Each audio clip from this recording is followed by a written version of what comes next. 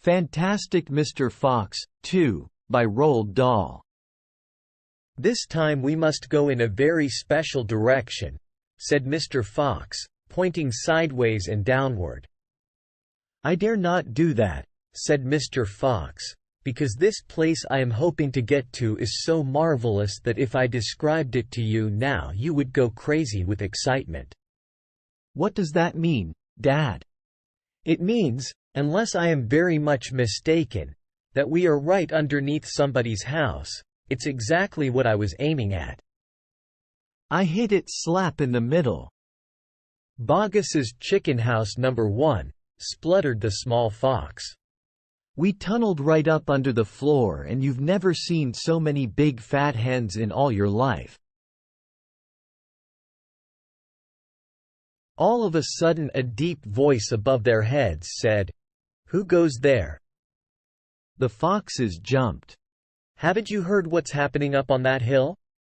Badger said excitedly. "And the farmers are not going to give up till they've got you." "Unfortunately, that means us as well.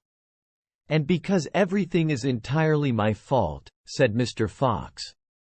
"I'll invite you to share the feast. I invite everyone to share it."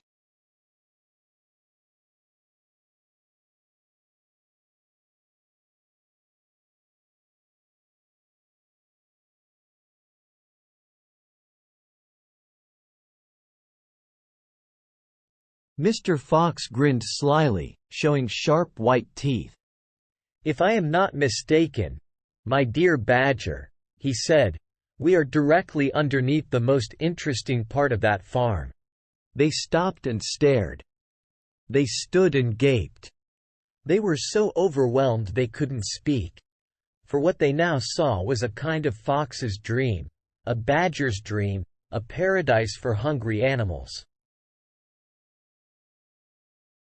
Suddenly, as though springs had been released in their legs, the 3 hungry small foxes and the ravenously hungry badger sprang forward to grab the luscious food. "My dear old furry frump," he said, "do you know anyone in the whole world who wouldn't swipe a few chickens if his children were starving to death? Bogus and Bunce and Bean are out to kill us. But we're not going to stoop to their level. We don't want to kill them."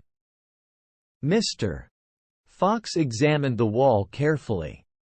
He saw that the cement between the bricks was old and crumbly, so he loosened a brick without much trouble and pulled it away. They found themselves in a vast, damp, gloomy cellar. "This is it," cried Mr. Fox. "You must understand this was not the ordinary weak fizzy cider one buys in a store. It was the real stuff, a home-brewed fiery liquor that burned in your throat and boiled in your stomach." The cider gurgled and bubbled down his throat. "It's like melted gold," he gasped. "It's like drinking sunbeams and rainbows." "Yes. But he won't want that many today because he's not going to be up there more than a few hours longer. He says the fox is bound to make a run for it this morning.